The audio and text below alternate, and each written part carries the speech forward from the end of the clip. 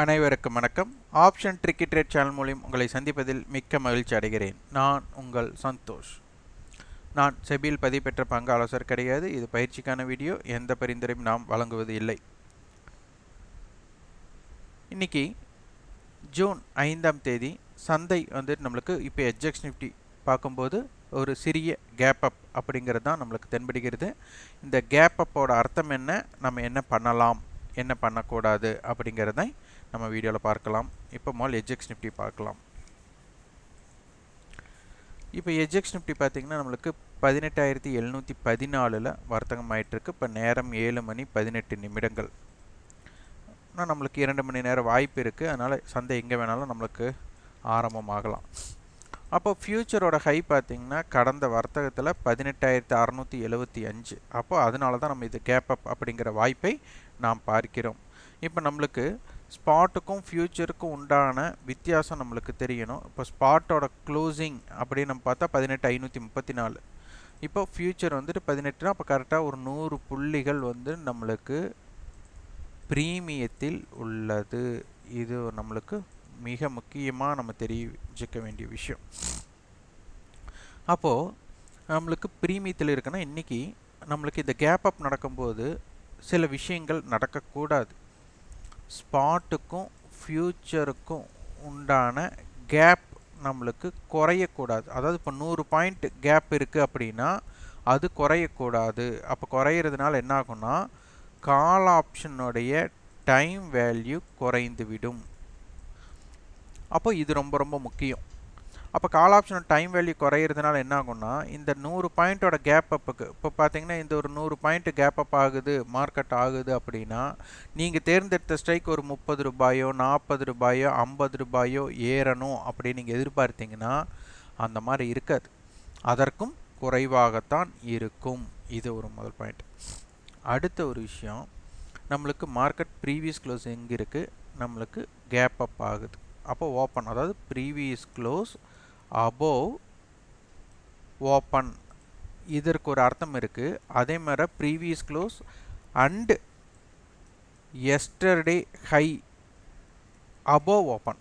அப்போ இந்த ரெண்டுமே இந்த மாதிரி ஓப்பன் நடக்கும்போது இந்த ஓப்பனோட அர்த்தம் போட்டியாளர்கள் அப்படின்னு பார்க்கும்போது இப்போ ப்ரீவியஸ் க்ளோஸுக்கு அபோவ் இருக்கிற கால் ஆப்ஷன் அனைத்துமே பார்த்திங்கன்னா ஓடிஎம் கால் ஆப்ஷன். இது எல்லாத்துக்கும் தெரிஞ்ச விஷயந்தான், இருந்தாலும் புரிதலுக்காக. அப்போது இதற்கு மேலே அபோவ் இருக்கிற புட் ஆப்ஷன் அனைத்துமே பார்த்திங்கன்னா இந்த மணி புட் ஆப்ஷன்ஸ். அப்போது இங்கே போட்டியாளர் யார் இருக்க போகிறாங்க அப்படின்னு கேட்டால் அப்போ ப்ரீவியஸ் க்ளோஸ் கேப் அப் ஆகும்போது ஓடிஎம்மாக இருந்த கால் ஆப்ஷன் ஐடிஎம்மாக மாற வேண்டும். அப்போ மார்க்கெட் ஓப்பனாக இருக்கும்போது அப்போ இந்த இடத்துல ப்ரீவியஸ் க்ளோஸ் ஆகுது. இப்போ 18,550 க்ளோசிங்னு ஒரு எக்ஸாம்பிளுக்கு சொல்கிறேன். அப்போ இந்த 18,650க்கு ஓப்பன் ஆகுதுன்னா இப்போ இந்த இடத்துல இருந்து 600ம் 650ம் இந்த கேப்புக்குள்ளே இருக்கிறது என்னவா மாறி இருக்குன்னா ஐடிஎம்மாக மாறிடும். 650 ஏடிஎம்மாக இருக்கும். அதற்கு மேலே இருக்கிறது அனைத்துமே ஓடிஎம் கால் தான். அப்போ இங்கே என்ன ஆயிருக்கு, ஓடிஎம் ஆப்ஷன் ஒன்று ஐடிஎம்மாக மாறி இருக்குது, ஒன்று ஏடிஎம்மாக மாறி இருக்குது. அதற்கு மேலே இருக்கிறதெல்லாம் ஓடிஎம். அப்போது இதற்கு மேலே இருந்த புட் ஆப்ஷன்ஸ் எல்லாமே ஐடிஎம்மாக இருக்கு. அப்போது இங்கே என்ன ஆகும், நம்மளுக்கு அபோவ் ஓப்பன் ஆனதுக்கு அபோவ் இருக்கிறவங்க ஐடிஎம் புட் ஆப்ஷன் நம்மளுக்கு ஓடிஎம் கால் ஆப்ஷனோட போட்டி போடும். போட்டியாளர்கள் இப்படி தான் இருக்க போகிறாங்க. அப்போது OTM call option ITM put ஆப்ஷனை விட பலமாக இருந்தால் மட்டும்தான் மார்க்கெட் மேலே செல்ல முடியும். இது ஒரு பாயிண்ட். ரெண்டாவது பாயிண்ட், நம்மளுக்கு மார்க்கெட் கேப் அப் ஆகுது அப்படின்னா இந்த இடத்துல 2 ப்ராபபிலிட்டி ஆஃப் சான்சஸ். ஒன்று ப்ராஃபிட் புக்கிங், ரெண்டாவது ஷார்ட் கவரிங்.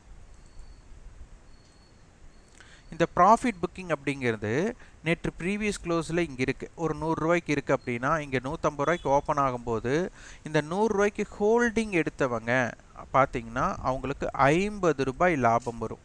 அப்போ உடனே என்ன பண்ணுவாங்கன்னா அதை கண்மூடித்தனமாக அதை புக் பண்ண பார்ப்பாங்க. அப்போ என்ன ஆகும்னா வேகமாக ப்ராஃபிட் புக்கிங்னா வேகமாக இறங்கும். வேகமாக இறங்கும்போது அதுக்கு ஒரு தன்மை இல்லை. மார்க்கெட் வந்துட்டு நேற்று பையரை விட செல்லர் தான் இருக்கிறாங்க, கால் செல்லர் தான் இருக்கிறாங்க போது இந்த இடத்துல ஓப்பன் ஆகும்போது அவங்களுக்கு லாஸ்.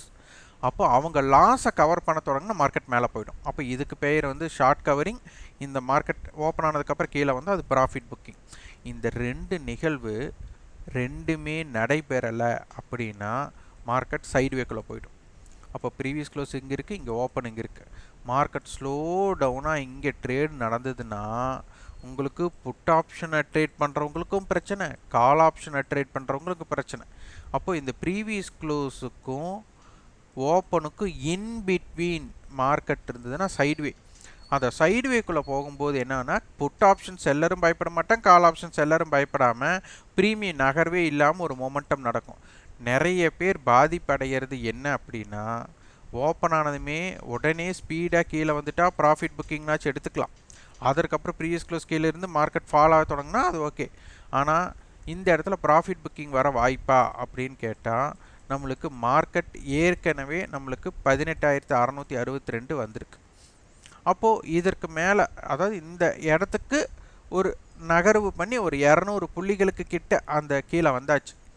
அப்போ இந்த ஹைக்கு மேலே சந்தை இருக்க வர மார்க்கெட்டோட ரேஞ்ச் அப்போ எடுத்து இருக்கணும். அப்போ இதற்கு கீழே இருக்கிற வர தான் நம்மளுக்கு வீக், அதாவது ப்ரீவியஸ் க்ளோஸ் ஓப்பன் இந்த ரெண்டுக்கும் இன்பிட்வீன் கேப்பில் வந்தால் சைட்வேக்குள்ளே போய்டும். ப்ரீவியஸ் க்ளோஸ் கட் பண்ணு அந்த இந்த லோவை கட் பண்ணிச்சுன்னா ஹெவி ஃபால் வந்துடும். ஆனால் அதை ஓப்பன் அபோவ் இருக்கிற வர ரேஞ்ச் நம்மளுக்கு என்ன ஆகும்னா மேலே தான் கொடுத்தாகணும். எப்போ ஓப்பன் அபோவ் இருக்கும்போது. அப்போ அங்கே தான் திருப்பி பிரச்சனை வரப்போகுது. OTM call versus ITM put இங்கே தான் போட்டி நடக்க போகுது. அப்போ ஐடிஎம் புட்டு விட்டு கொடுத்து ஓடிஎம் கால் ஸ்ட்ராங்காக இருந்தால் மட்டும்தான் மார்க்கெட் மேலே போக முடியும். அதுலேயும் நம்மளுக்கு பார்த்தா டைம் வேல்யூ ரொம்ப அதிகமாக இருக்கணும். கால் சைடோட எதிர்பார்ப்பு ரொம்ப அதிகமாக இருந்தால்தான் சந்தை மேல் நோக்கி செல்ல முடியும். அப்போ இங்கே பிரச்சனை எங்கே இருக்குன்னா, ப்ரீவியஸ் க்ளோஸ்க்கும் ஓப்பனுக்கு இன்பிட்வீன் இடத்துல மார்க்கெட் ட்ரேடு நடக்கும்போது மார்க்கெட்டில் ரெண்டுமே டிகே ஆகிறதுக்குண்டான பயணத்தில் இருக்கும்போது இங்கே ஆப்ஷன் பையர் என்ன செய்யலாம் என்ன செய்யக்கூடாது அப்படிங்கிறத நீங்கள் தான் ஆய்வு செய்ய வேண்டும். அப்போ இதற்கு அபோவ் இருக்கிற வரையும் இதற்கு பிலோ இருக்கிற வரை சந்தையோட பயணம் எப்படி இருக்க போகிறது அப்படிங்கிறதையும் ஆய்வு செய்து பாருங்கள். இதுதான் ரொம்ப முக்கியம். போட்டியாளர்களை நம்ம தேர்ந்தெடுக்கிறது தான் ரொம்ப முக்கியம். இதனை மிஸ் அவுட் பண்ணிட்டீங்கன்னா மார்க்கெட்டில் வந்துட்டு சரியான பயணம் நீங்கள் செய்யவே முடியாது. இது வரைபடத்தில் நான் சொல்கிற விஷயங்கள் வரைபடத்தில் தெரிஞ்சிக்கவே முடியாது. அப்புறம் இந்த அட்டவணை மாற்றம் என்னப்படி, ஏன்னா முதல்ல நம்ம ஸ்பாட்டுக்கும் ஃபியூச்சருக்கும் உண்டான வித்தியாசத்துக்கு பார்த்துட்டோம். அடுத்தது வந்துட்டு அட்டவணை என்ன ரேஞ்ச் கொடுக்குறாங்க அப்படிங்கிறது பார்க்கணும். அடுத்தது இம்ப்ளைடு வாலட்டிலிட்டி. இப்போ மார்க்கெட் இந்தளவு கேப் அப் ஆகுது. இந்த கேப் அப்பில் கால் செல்லர் பயப்படணும், பயந்தா தான் மார்க்கெட் மேலே போக முடியும். கால் செல்லர் பயப்படலைன்னா மார்க்கெட் மேலே போகிறதுக்கான வாய்ப்பே இல்லை கேப் அப்பில். ஸோ இந்த இடத்துல இம்ப்ளைடு வாலட்டிலிட்டி உங்களுக்கு குறைவாக இருக்கும்போது என்ன ஆகுது, அதிகமாக இருக்கும்போது என்ன ஆகுதுன்னு ஆய்வு செய்யுங்க. அடுத்து மார்க்கெட்டோட குறிகளை 18,473 to 18,642, வைட் ரேஞ்ச் 18,381 to 18,719. இதுதான் மார்க்கெட்டோட உங்களுக்கு ஒரு பிரேக் அவுட் பாயிண்ட்ஸ்ன்னு சொல்லலாம். ஏன்னா இதை பிரேக் அவுட் பண்ணால் மார்க்கெட் ஒன் சைடாக மாறாது. அதனால் இது வால்டைல் செஷன். இதை கடக்கும்போது ஒன் சைடு மார்க்கெட்டுக்கு உண்டான தாக்கத்திற்கு செல்லும். இப்போ பேங்க் நிஃப்டி பார்த்தீங்கன்னா லாஸ்ட் வீக் பார்த்தீங்கன்னா நம்மளுக்கு லைஃப் அதாவது 52 கடந்து நம்மளுக்கு 44,498 போயிருக்காங்க. இப்போ லோ அப்படின்னு பார்த்துட்டா 43,706. இது ரெண்டுக்கும் பார்த்தீங்கன்னா கேப் கம்மி தான். அப்போது இந்த 52 வீக் ஹைக்கு மேலே நம்மளுக்கு கேப் அப் ஆனதுக்கப்புறம் கூட அந்த இடத்துல ஒரு ரேலி அப்படிங்கிறது நம்மளுக்கு வரும். ஏன்னா 52 வீக் ஹையை கட் பண்ணும்போது பிரேக் அவுட் பாயிண்ட்டுங்கும் போது சந்தையோட பயணம் மிக வேகமாகவும் விரைவாகவும் இருக்கணும். அது ரெண்டுமே இங்கே இல்லாத சந்தர்ப்பம் ஏற்பட்டது. அதனால் இதனை உற்று நோக்கி பாருங்கள்.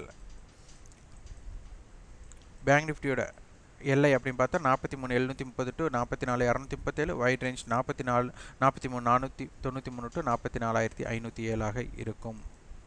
அதனால் இன்றைக்கி பயணம் எப்படி இருக்குன்னு பாருங்கள். ஆனால் இம்ப்ளைடு வாலட்டில் இந்த மாதிரி கேப் அப் கிடைக்கும்போது நம்மளுக்கு அந்த வேகம் அப்படிங்கிறது இருப்பதற்குண்டான வாய்ப்பு 80% குறைவாகத்தான் இருக்கும். 20% என்ன வேணாலும் நடக்கலாம். அதனால் நம்ம சொல்கிற ஒரு விஷயத்தை மட்டும் எடுத்துக்கூடாது. ப்ராபபிலிட்டி ஆஃப் சான்சஸ் அப்படிங்கிற இடத்துல பாருங்கள். இந்த வீடியோ உங்களுக்கு பயனுள்ளதாக இருந்தால் லைக் பண்ணுங்கள், ஷேர் பண்ணுங்கள், சப்ஸ்கிரைப் பண்ணுங்கள். கண்டிப்பாக உங்கள் ஃபீட்பேக்கை கமெண்ட் பாக்ஸில் பதிவு பண்ணுங்கள். நன்றி, வணக்கம்.